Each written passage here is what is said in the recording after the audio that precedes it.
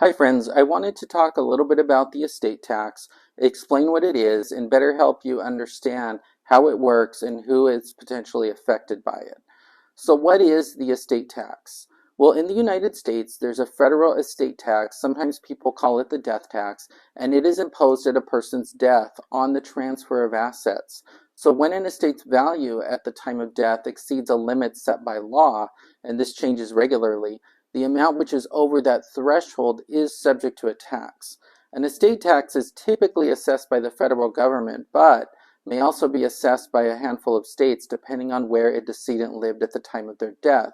I believe it's somewhere around 12 states in the District of Columbia that collect a local estate tax, but not California. So today we are only focusing on the federal estate tax. So what are the estate tax rates?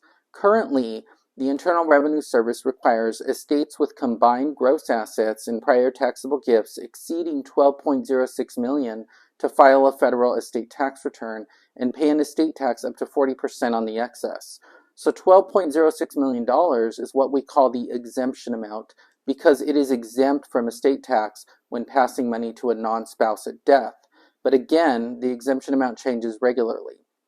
Now, I realize that $12 million is a lot of money, but I do want to point out that when the Tax Cuts and Jobs Act expires at the end of 2025, and if Congress takes no further action, deaths occurring in 2026 will likely be subject to an exemption amount around half of what it is today, somewhere close to $6 million. Now, for my business owners and clients who own real estate, this is a big concern because they don't want their families to have to sell land or a family business just to write a check to the IRS. So how is the estate tax calculated? The estate tax is calculated on the value of all assets owned at the time of death, minus loans such as a mortgage, and not including property passed to a surviving spouse or charity. Gifts that were less than the annual exclusion amount are also not included, which we will cover in a future video. For married couples, an unlimited marital deduction exists where the estate tax does not apply to assets which are transferred to a surviving spouse. However, the surviving spouse's beneficiaries, typically kids and grandkids, may be subject to the estate tax if the estate exceeds the applicable exclusion amount at the time of the surviving spouse's death.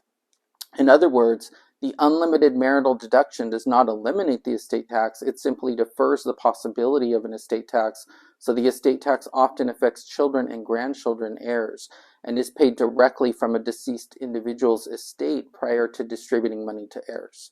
No tax is owed by the heirs themselves when they receive the property. That's an inheritance tax and is assessed by a state in which the inheritor resides, regardless of where the decedent lived at the time of death. California does not have an inheritance tax for its residents. So you might wonder, what do people do here? Well, the goal in reducing tax liability of an estate is to reduce the value of the estate.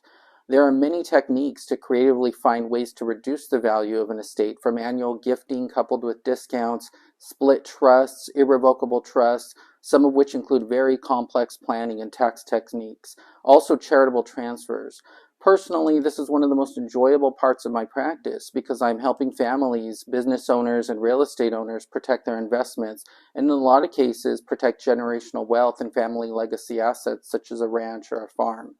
In summary, this is a very high-level overview of the estate tax, and in the future we can perhaps get further into the gift tax, inheritance tax, and a concept called portability. Thank you for watching. Please like, subscribe, or follow, and feel free to reach out today.